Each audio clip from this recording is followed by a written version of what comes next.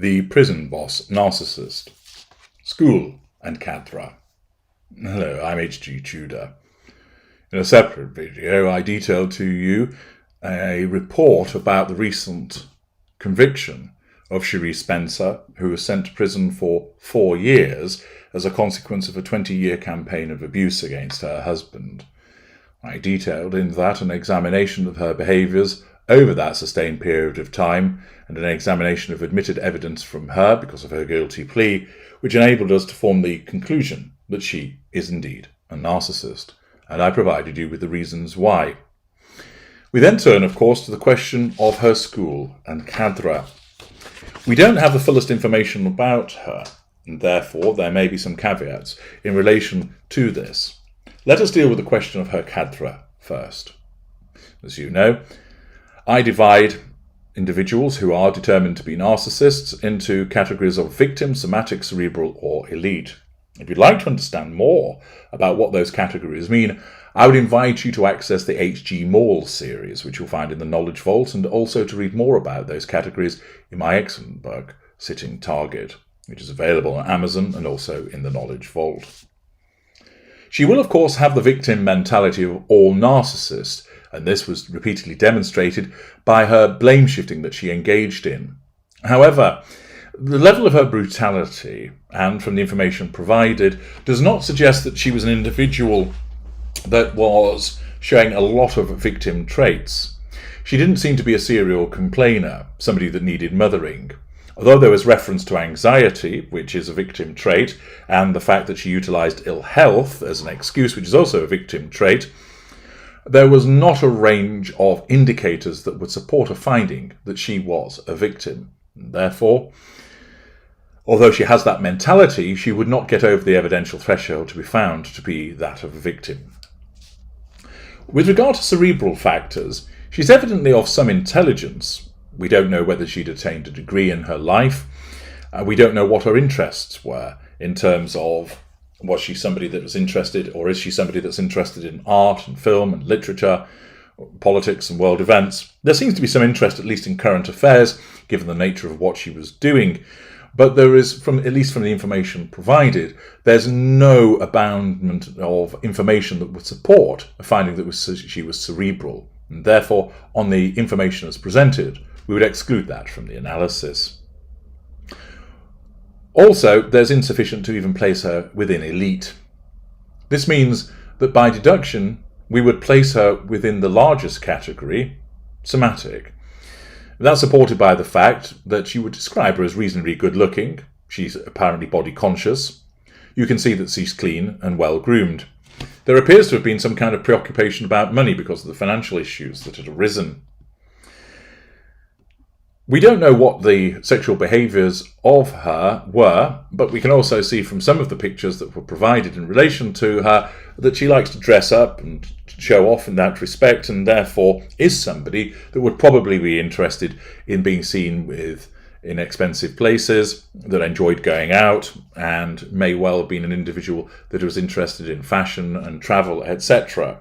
And therefore, these are also other somatic traits that would support a finding that she is a somatic narcissist, one that is governed by appearances and the materialistic. So the finding would be that she would be a somatic narcissist. What about her school? We would discount greater. She is not a self-aware narcissist. Although she is a prison boss, she's not in the elevated position of being particularly high up within the organisation, and doesn't appear to be somebody who has enjoyed massive levels of success. She does not appear to be an individual that has a very large fuel matrix, and therefore there are numerous indicators that are not met with regard to finding that she is a greater narcissist, and therefore we would exclude that from the analysis. She engaged in physical violence on a repeated and brutal scale. That is a lesser trait.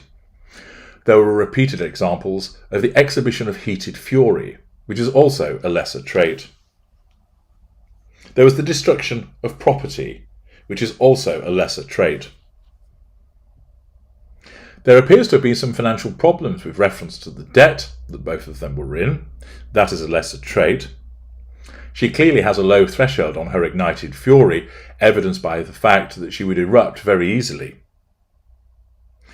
She appears as a superficial individual, but she also engaged in biting, which is a lesser behaviour. We don't have any information about her education, but it's evident that she's of at least probably moderate cognitive function, which would ordinarily be found with mid-range, but possibly upper lesser. There is facade management. She presented an air of being a decent person and successful to the outside world, and it doesn't appear that there were reports of her having problematic relations with colleagues or with other people, and that the brutality was really only directed towards her husband. The operation of a facade is, of course, something that's seen with mid-range narcissists.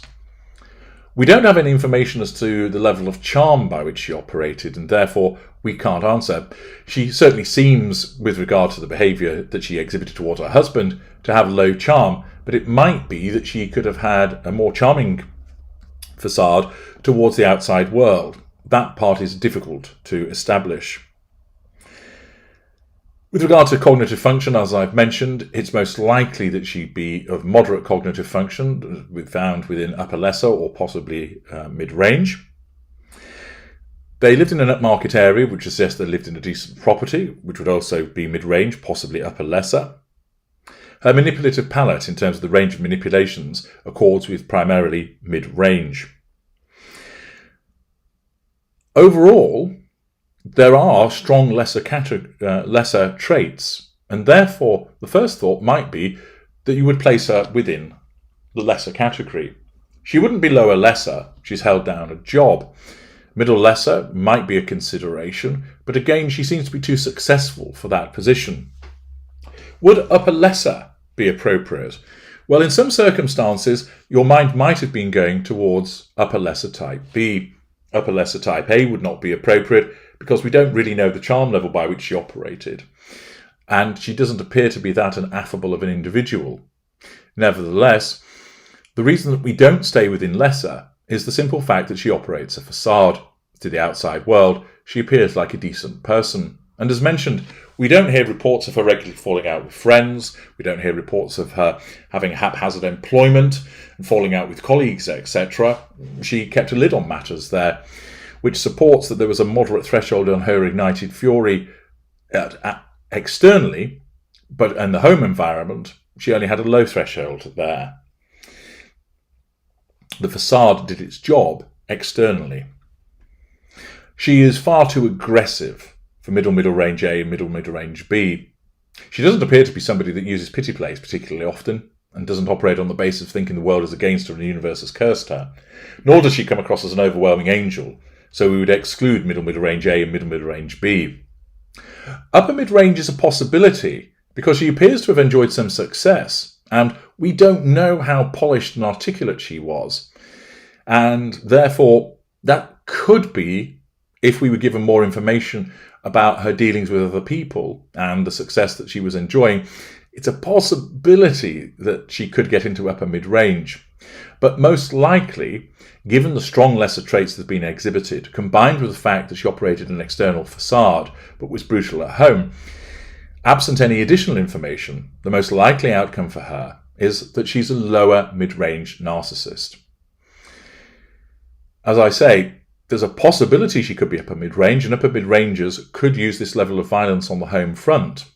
But we would need to know more about the way that her facade operated externally, the way that she was in terms of polish and charm. And on the information as presented so far, it's more likely, because of these strong lesser traits, that the appropriate outcome is lower mid-range. And it wouldn't surprise me that some individuals were likely to perhaps come forward and say that there were times where she was haughty and arrogant towards colleagues and friends, and so the facade would indeed be of an intermittent nature. I think if we had more information about her, there would probably be more instances of where there was a little bit of edge to her externally, and the facade wasn't as good as one might first imagine. Overall, on the information provided, the assessment would be lower mid-range somatic. I'm H.G. Tudor. Thank you for listening. If you want to know what type of narcissist you've been involved with or are dealing with, then use the narc detector and receive a comprehensive explanation as to whether you're dealing with a narcissist and why, and what their school and cadre is, and the reasons for those assessments. You'll find the link in the video description. If you've enjoyed my work, do ensure that you've shared it elsewhere, that you comment and like it, and where appropriate you feel, show super thanks. Thank you.